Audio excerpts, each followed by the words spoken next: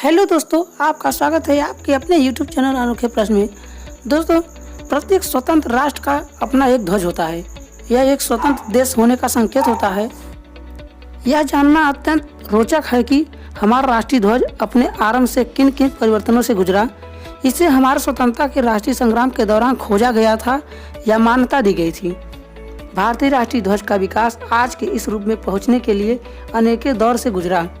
एक रूप से यह राष्ट्र में राजनैतिक विकास को दर्शाता है। हमारे राष्ट्रीय ध्वज के विकास में कुछ ऐतिहासिक पड़ाव इस प्रकार हैं।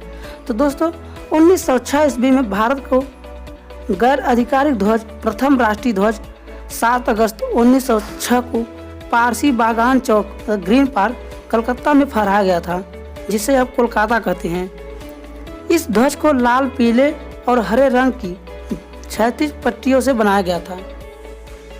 तो दोस्तों, हम बात करें दूसरे ध्वज की, तो 1907 ईस्वी में भिकाजी कामा द्वारा फहराया गया बर्लिन समिट का ध्वज। द्वितीय ध्वज को पेरिस में मैडम कामा और 1907 में उनके साथ निर्वासित किए गए कुछ क्रांतिकारियों द्वारा फहराया गया। यह भी पहले ध्वज के समान था, सिवाय इसके कि इसमें सबसे ऊपर की पट्टी पर केवल एक कमल था, किंतु 7 तारे सप्तऋषि को दर्शाते हैं।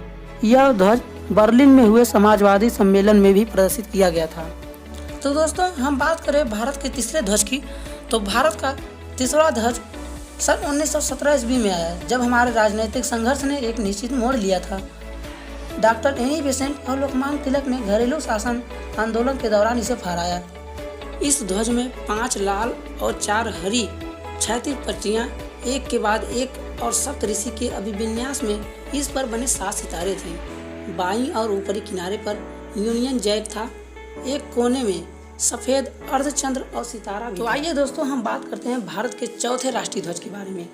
तो यह ध्वज 1921 ईस्वी में गैर आधिकारिक रूप से अपनाया गया।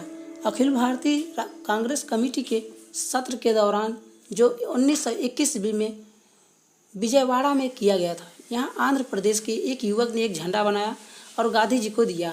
यह 2 रंगों का बना था, लाल और हरा रंग, जो 2 प्रमुख समुदायों अर्थात हिंदू और मुस्लिम का प्रतिनिधित्व करता था। गांधी जी ने सुझाव दिया कि भारत के शेष समुदायों का प्रतिनिधित्व करने के लिए इसमें एक सफ़ेद पट्टी और राष्ट्र की प्रगति का संकेत देने के लिए एक चलता हुआ चरखा होना चाहिए। तो आइए दोस्तों, हम भारत के 5वें ध्वज के बारे में बात करते हैं। तो यह ध्वज 1931 ईस्वी में अपनाया गया। यह ध्वज भारतीय राष्ट्रीय सेना का संग्राम चिन्ह भी था। वर्ष 1931 ईस्वी में ध्वज के इतिहास में एक यादगार वर्ष है। तिरंगे ध्वज को हमारे राष्ट्रीय ध्वज के रूप में अपनाने के लिए एक प्रस्ताव पारित किया गया। यह ध्वज, जो वर्तमान स्वरूप का पूर्वज है, केसरिया सफ़ेद और मध्य में गांधी जी के चलते हुए चरखे के साथ था, तथा यह स्पष्ट रूप से बताया गया कि इसका कोई सांप्रदायिक महत्व नहीं था और इसकी व्याख्या इस प्रकार की जानी चाहिए। तो आइए दोस्तों, आज हम बात करते हैं भारत के उस राष्ट्र ध्वज के बारे में जो अब तक चला आ रहा है। तो दोस्तों, यह ध्वज भारत का वर्तमान तिरंगा ध्वज है। 22 जुलाई 1947 ईस्वी को संविधान सभा ने इसे मुक्त भारतीय राष्ट्रीय ध्वज के रूप में अपनाया। राष्ट्रीय स्वतंत्रता मिलने के बाद इसके रंग और उनका महत्व बना रहा। केवल ध्वज में चलते हुए चरखे के स्थान पर सम्राट अशोक के धर्म चक्र को दिखाया गया। इस प्रकार कांग्रेस पार्टी का तिरंगा ध्वज अंततः स्वतंत्र भारत का तिरंगा ध्वज बना। भारत के इस राष्ट्रीय ध्वज की ऊपरी पट्टी में केसरिया रंग है, जो देश को शक्ति और साहस को दर्शाता है। बीच में स्थित सफ़ेद पट्टी धर्म चक्र के साथ शांति और सत्य का प्रतीक है। निचली हरी पट्टी उर्वरता, वृद्धि और भूमि की पवित्रता को दर्शाती है। तो दोस्तों, भारत के इस ध्वज में बने सफ़ेद पट्टी पर चक्र मौर्य सम्राट अशोक द्वारा बनाया गया सारनाथ मंदिर से लिया गया है। इस चक्र को प्रदर्शित करने का आशय यह है कि जीवन गतिशील है और रुकने का अर्थ मृत्यु है। इस ध्वज की चौड़ाई का अनुपात इसकी लंबाई के साथ 2 और 3 का है। इसमें जो चक्र बना है उसमें 24 तिलियां हैं। तो दोस्तों, हमारे द्वारा दी गई जानकारी आपको कैसी लगी कमेंट सेक्शन में ज़रूर बताइएगा।